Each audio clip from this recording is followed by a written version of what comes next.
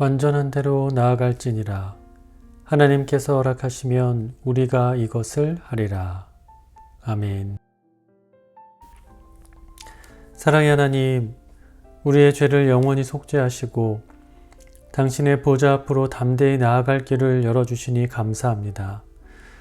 주님께서 우리에게 보이신 그 생명의 길로 전심을 다해 나아가기를 원합니다.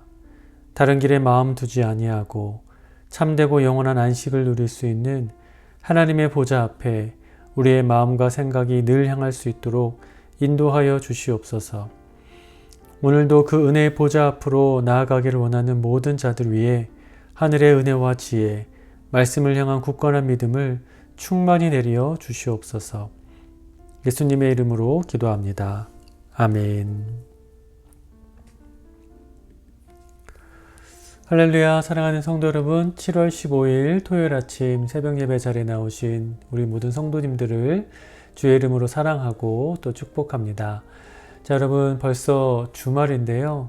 한 주간 이 하나님의 뜻대로 살아가시기 위해서 많이 수고하시고 또 애쓰신 줄로 믿습니다. 이 주말의 시간을 통해서 하나님이 주시는 참된 안식과 평안 누리시면서 몸과 마음의 온전한 쉼과 또 휴식을 누리셨으면 좋겠고요. 더불어서 또 새롭게 시작할 한 주를 위해서 또 준비되는 그런 귀한 시간으로 만들어 가셨으면 좋겠습니다. 자, 이 시간에 말씀 보기에 앞서서 함께 찬양 나눌 텐데요. 오늘 나눌 찬양은 주님 보좌 앞에 나아가라는 찬양입니다. 우리가 주님의 보좌 앞에 나아갔을 때 무엇을 만나게 되고 또 어떤 것을 얻게 될지에 대한 내용을 담은 찬양인데요. 함께 이 찬양 들으신 후에 오늘 말씀 함께 살펴보도록 하겠습니다.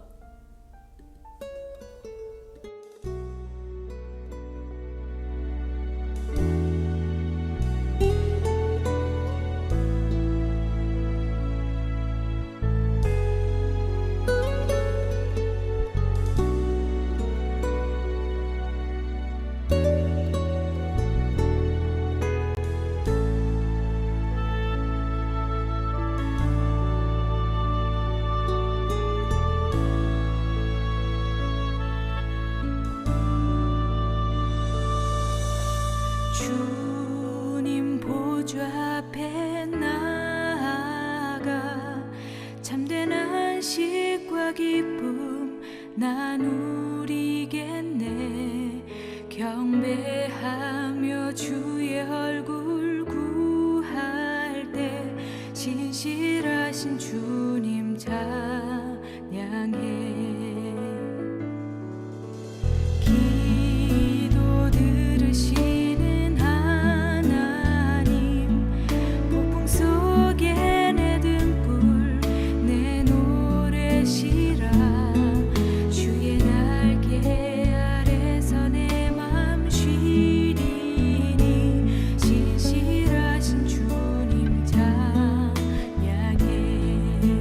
신실하신 하나님, 신실하신 주, 나의 주 하나님은 신실하신 주님.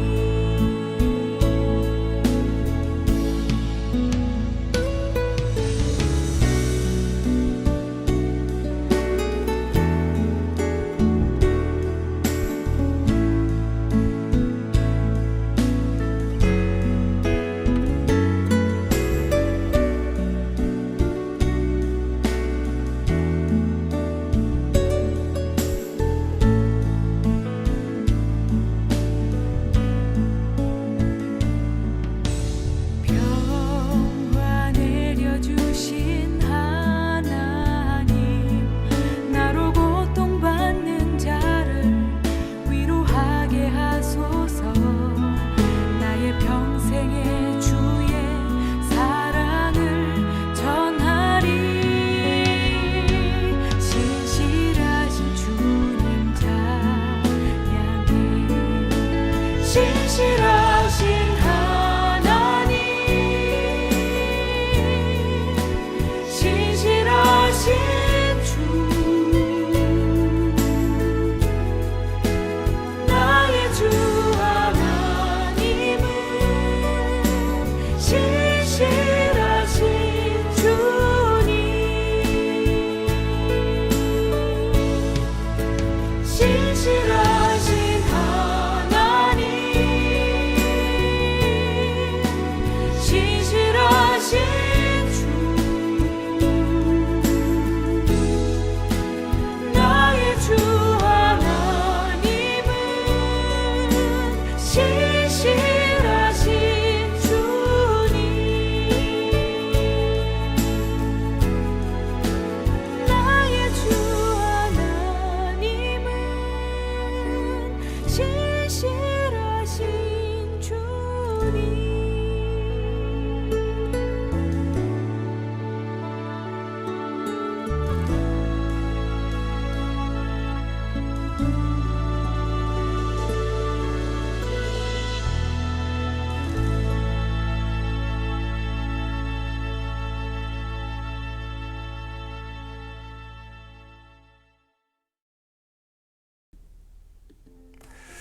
아멘.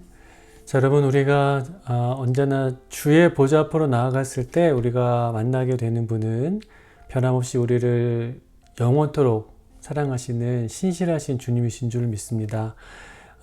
오늘 또 내일 이 주말을 보내시는 가운데 우리 모든 성도님들께서 찬양의 가사처럼 늘 주님의 보좌 앞으로 더욱더 가까이 나아가셔서 하나님이 주시는 참된 평안과 기쁨을 충만히 누리실 수 있기를 주의 이름으로 간절히 소망합니다. 이 시간 함께 오늘 말씀 보도록 하겠습니다. 오늘 말씀은요, 히브리서 9장 23절부터 28절 말씀이고요. 말씀을 제가 읽도록 하겠습니다. 그러므로 하늘에 있는 것들의 모형은 이런 것들로서 정결하게 할 필요가 있었으나 하늘에 있는 그것들은 이런 것들보다 더 좋은 제물로 할지니라. 그리스도께서는 참것의 그림자인 손으로 만든 성소에 들어가지 아니하시고 바로 그 하늘에 들어가사 이제 우리를 위하여 하나님 앞에 나타나시고 대제사장이 해마다 다른 것의 피로써 성소에 들어가는 것 같이 자주 자기를 드리려고 아니하실지니 그리하면 그가 세상을 창조한 때부터 자주 고난을 받았어야 할 것이로되 이제 자기를 단번에 제물로 드려 죄를 없이 하시려고 세상 끝에 나타나셨느니라.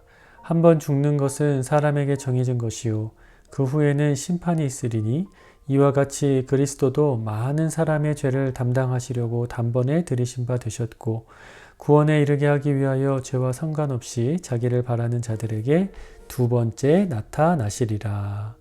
아멘.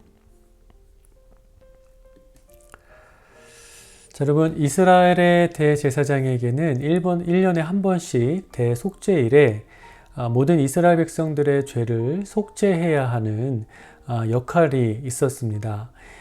그 역할은 성막에 있는 지성소 지성소라는 곳에서 이루어지는 일이었는데요.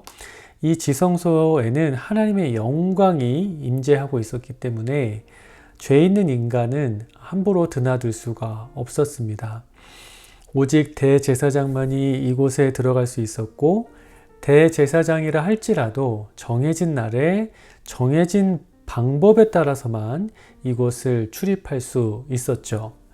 성경에 기록되어 있지는 않지만 유대교 문헌에 따르면 대속죄일에 지성소에 들어가는 대제사장들은 발에 종이 달린 줄을 매었다고 합니다. 왜냐하면 대제사장이 지성소 안에 들어가서 반드시 지켜야 할 규례를 어기게 됐을 경우에 대제사장은 죽임을 당하게 되는데요. 그러면 그 시체를 밖으로 꺼낼 방법이 필요했기 때문입니다. 만약에 제사장이 죽었다고 그 시체를 꺼내겠다고 함부로 지성소에 들어갔다가는 그 사람 역시 죽임을 당할 것이기 때문이었죠.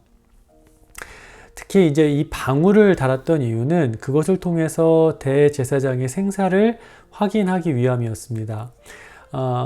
그 속죄소 안에서 그 속죄를 위한 의식을 치르려면 움직여야 하잖아요. 움직이는 동안은 방울 소리가 딸랑딸랑 들렸을 것입니다. 하지만 만약에 그곳에서 대제사장이 죽게 되면 더 이상 방울이 울리지 않게 되겠죠. 그것을 통해서 이 대제사장의 생사 여부를 확인하고, 만약에 대제사장이 죽었다라고 판단이 된다면 줄을 당겨서 그 시체를 이제 밖으로 끌어냈던 거죠. 그래서 대제사장이 대속죄일에 지성소 안에 들어갔을 때에 그 안에서 의식을 행하는 동안 나머지 이스라엘 백성들은 아주 긴장된 마음으로 대제사장이 다시 밖으로 나오는 것을 기다렸습니다. 그러다가 대제사장이 다시 모습을 드러내게 되면 모든 백성들이 환호하면서 기뻐했죠. 대제사장이 무사히 살아나온 것을 기뻐하는 것이기도 했지만, 궁극적으로는 그가 다시 살아나왔다는 것은 하나님께서 그 대제사장의 속죄함을, 그 속죄의식을 받으셨다는 거잖아요. 그러니까 하나님께서 자신들의 죄를 용서하셨다는 것을 확인할 수 있었던 겁니다. 오늘 본문은 이러한 내용을 바탕으로 읽을 때 보다 그 의미를 잘 이해할 수 있습니다. 오늘 본문 24절 말씀을 다시 한번 볼게요. 제가 한번 읽어보겠습니다. 그리스도께서는 참것의 그림자인 손으로 만든 성소에 들어가지 아니하시고 바로 그 하늘에 들어가사 이제 우리를 위하여 하나님 앞에 나타나시고, 이렇게 말씀이 기록되어 있죠. 자, 여러분, 이스라엘의 제사장은 백성들의 죄를 속죄하기 위해서, 죄의 문제를 다루기 위해서 지성소로 들어갔습니다. 지성소에는 하나님의 영광이 임재하고 있었던 것은 분명해요. 하지만 여러분, 그 지성소에서 하나님의 영광이 임재했던 것과 하나님이 계시는 그 하늘의 보좌 앞에서 하나님을 직접 뵙는 것은 사실 전혀 다른 문제잖아요. 다른 일인 겁니다. 그러니까 예수님께서는 그 이스라엘의 대제사장과는 전혀 차원이 다르게 자신들의 백성들의 죄의 문제를 해결하시기 위해서 바로 그 하늘의 보좌 앞으로 직접 나아가셨다는 거예요.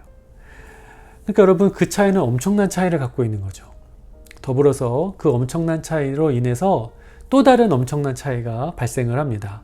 그 내용이 5절부터 26절에 기록이 되어 있는데 제가 다시 한번 읽어보겠습니다. 대제사장이 해마다 다른 것의 피로써 성소에 들어가는 것 같이 자주 자기를 드리려고 아니하실지니 그리하면 그가 세상을 창조한 때부터 자주 고난을 받았어야 할 것이로되 이제 자기를 단번에 제물로 드려 죄를 없이 하시려고 세상 끝에 나타나셨느니라. 아멘. 자, 여러분, 이스라엘의 대제사장은 백성들의 속죄를 위해서 지성소에 들어가는 일을 매년마다 반복해야만 했습니다.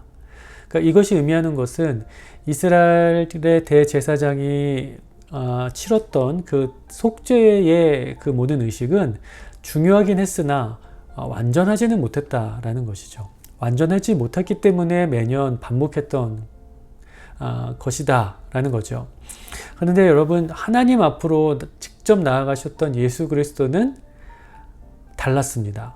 예수님은 자신을 믿는 모든 백성들의 죄를 단번에 완전히 해결하셨어요.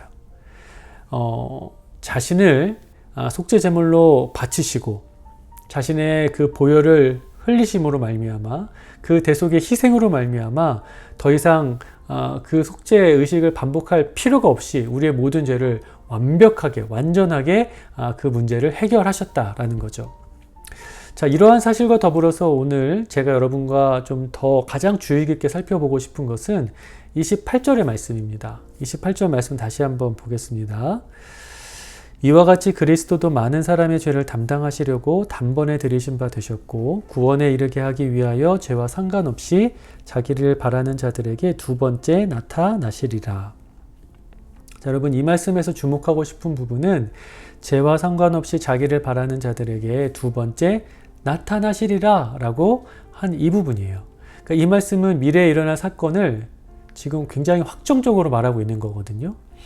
앞에서 제가 이스라엘 대제사장이 대속죄일에 지성소에 들어가 있는 동안 밖에 남아있는 백성들은 대제사장이 다시 무사히 모습을 드러내기를 노심초사 기다리고 있었다라는 말씀을 드렸죠. 그러니까 대제사장이 살아나오기를 바라는 것도 있었지만 대제사장이 살아나왔다는 것은 하나님께서 자신들의 죄를 용서하셨다는 것을 확인할 수 있는 것이었기 때문에 그것이 정말 하나님께서 자신들의 죄를 용서하시기를 조마조마한 마음으로 기다리고 있었던 겁니다. 그러나 여러분 지금 히브리서가 말하고 있는 것은 무엇이냐면 하늘 보좌 앞으로 직접 나아가신 그 예수 그리스도로 말미암아 자신의 몸을 제물로 바치시고 피를 흘리신 그 예수 그리스도로 말미암아 백성들 앞에 그 모든 죄가 하나님께서 그 백성들의 죄를 확실하게 용서하실 것이 확실하게 되었다라는 거예요. 왜냐하면 예수 그리스도께서 앞으로 그 백성들 앞에 다시금 그 모습을 확실하게 드러내실 것이기 때문인 거죠. 그러니까 하나님 앞에 자신들의 모든 죄가, 모든 백성들의 죄가 아주 명백하게 영원히 확정적으로 용서받았다는 것을 예수님께서 명백하게 보증하셨다라는 것에 대해서 말하고 있는 것이 오늘 히브리서의 이야기라는 겁니다. 자, 사랑하는 여러분, 예수 그리스도께서 우리의 모든 죄를 완벽하게 대속하시기 위해서 하나님의 그 보호자 앞으로 직접 나아가셨습니다. 그리고 우리의 모든 죄를 영원히 사하시고 또 하나님께서 우리의 모든 죄를 사하셨을 뿐만 아니라 우리를 사랑하는 자녀로 삼으시겠다라고 약속하신 그 놀라운 언약을 확정해 주셨어요. 그것이 예수 그리스도께서 우리에게 하신 일입니다. 자, 사랑하는 여러분, 이것이 얼마나 감사한 일인지 깨닫게 되기를 바랍니다. 여러분, 이 일은 그 어떤 인간도 할 수 없는 일이에요. 왜냐하면 모든 인간은 하나님 앞에 죄인이기 때문입니다. 앞서서 제가 대제사장이 하나님의 뜻에 합당하지 않은 모습으로 지성소에 들어가면 반드시 죽임을 당한다라는 말씀을 드렸죠. 왜 죽임을 당하는 걸까요? 그것은 하나님의 그 영광이 지성소에 임했다는 것이고 지성소에 하나님의 영광이 임했다는 것은 하나님의 그 거룩하심이 임재했다는 거룩하신 하나님이 임재하셨다는 거거든요. 그러니까 여러분 그 하나님의 거룩하심과 죄가 공존할 수 없는 겁니다. 죄는 그 하나님 앞에서 하나님의 그 거룩하심 앞에서 반드시 소멸될 수밖에 없는 거예요. 그렇기 때문에 죄인된 인간이 지성소에 들어가면 죽게 되는 겁니다. 그러다 여러분 예수님께서 우리의 모든 죄를 완전히 대속하시고 또 그 속죄가 영원할 것을 우리 앞에 확정하셨기 때문에 우리는 이제 언제든 하나님 앞에 나아갈 길을 얻게 되었습니다. 그렇다면 여러분 우리가 그러한 길을 얻었다면 그러한 자격을 얻었다면 이제 어떻게 해야 되는 걸까요? 무엇을 해야 되는 걸까요? 당연히 그 하나님 앞으로 날마다 더욱 가까이 나아가는 일일 겁니다. 하나님의 얼굴을 구하고 하나님의 그 영광을 사모하고 하나님을 더욱더 알아가고 경험하고 동행할 것을 기대하고 그것을 직접 누려가는 것, 그것이 우리가 이제 앞으로 해야 할 일이라는 거예요. 자, 사랑하는 여러분, 우리가 얻게 된 그 놀라운 특권과 자격은요, 예수님께서 십자가에서 자신의 생명을 버리고 귀한 보혈을 흘리신 그 대가로서 우리에게 주어진 겁니다. 여러분, 우리가 그 놀라운 특권과 은혜를 헛되이 하지 않게 되기를 바라요. 자, 여러분, 사랑하는 여러분, 이 세상은 우리의 연약함과 실수 그리고 잘못에 굉장히 냉혹합니다. 그래서 나의 연약함을 감추고 또 세상에 드러내지 않을 때 아주 잠깐의 평안과 안식을 누리게 될 거예요. 그러나 여러분, 우리 하나님은 다릅니다. 우리 하나님 앞에서 우리는 그럴 필요가 없어요. 여러분 잘 생각해 보십시오. 하나님은 우리의 깊은 마음까지도 감찰하시는 그런 분이세요. 그렇기 때문에 우리의 죄와 연약함, 내가 감추고 싶은 것들이 하나님 앞에서는 여지없이 다 드러납니다. 하나님은 그 모든 걸 다 알고 계세요. 그런데 그럼에도 불구하고 하나님은 우리에게 사랑한다 말씀하십니다. 내가 너를 죄인으로 보지 않고 나의 사랑하는 자녀로 보겠다라고 말씀하신다는 거예요. 그렇기 때문에 여러분 우리가 그 하나님 앞에서만이 온전한 안식과 평안을 누릴 수 있게 되는 겁니다. 그리고 그 앞에서 우리를 향하신 그 하나님의 사랑이 얼마나 진실하고 또 얼마나 깊고 위대한지를 깨닫게 되는 거죠. 그리고 그러한 사랑을 알아가면 알아갈수록 우리 안에 죄를 이길 수 있는 힘이 날마다 자라나게 되는 것을 깨닫게 될 겁니다. 그러니 여러분 이게 얼마나 정말 사모할 만한 일이겠습니까? 우리 모든 성도님들이 그 하나님 앞에서 오직 하나님만이 주실 수 있는 그 참된 안식과 평안을, 그 사랑의 능력을 누리시게 되기를 간절히 축원합니다. 여러분, 우리가 살아가는 이 세상 속에서는 참된 안식과 평안을 누릴 수가 없습니다. 왜냐하면 이 세상은 죄악된 세상이고 또 이 죄악된 세상은 우리가 가지고 있는 그 연약함과 죄악된 것들을 날마다 판단하고 평가하기 때문이에요. 우리는 그 판단과 평가 앞에서 늘 두려울 수밖에 없고 초조할 수밖에 없고 나 자신을 포장할 수밖에 없습니다. 그러나 여러분, 우리의 그 연약한 모습, 우리의 부족한 모습이 주님 앞에서는 감춰지지 않지만 그러함에도 불구하고 우리 하나님께서는 그 모든 것들을 포용하시고 이해하시고 용납하시고 그 모든 죄에서 이겨나갈 수 있는 힘을 더해 주시는 줄로 믿으시기를 바랍니다. 우리는 그 하나님의 그 놀라운 그 은혜의 보좌 앞으로 예수 그리스도의 대속의 은혜로 말미암아 언제나 담대히 나아갈 수 있어요. 여러분, 이 특권과 이 은혜 결코 헛되이 놓쳐버리지 않으시기를 바랍니다. 날마다 그 은혜의 보좌 앞으로 나아가 우리에게 참된 안식과 평강을 주시는 그 하나님을 더욱더 가까이 하시며 하나님이 주시는 은혜를 날마다 누리며 살아가시게 되기를 주님의 이름으로 간절히 축원을 드립니다. 자, 이 시간 기도하겠습니다. 기도하실 때 예수님께서 확정하신 영원한 속죄의 은혜를 풍성히 누리며 살게 하여 주옵소서. 우리 교회가 죄인을 사랑하시는 하나님의 마음을 세상 속에 분명히 드러내는 교회가 되게 하소서. 이렇게 기도해 주시고요. 치유와 회복의 역사가 우리 교회 가운데 일어나서 다니엘의 마비된 심경이 완전히 회복될 수 있도록 위해서 기도해 주시고 우리 각자의 가족과 온 성도의 건강을 위해서 이 시간 한 마음으로 간절히 기도하도록 하겠습니다.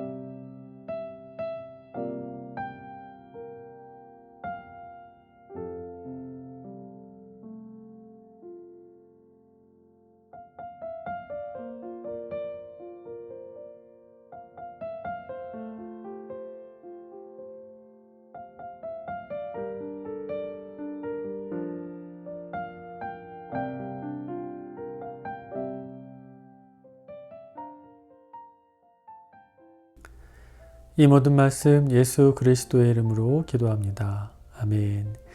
자, 계속해서 개인 기도 시간 가져주시고요. 주님의 보좌 앞으로 담대히 나가시는 복된 하루 보내시기를 간절히 소망합니다.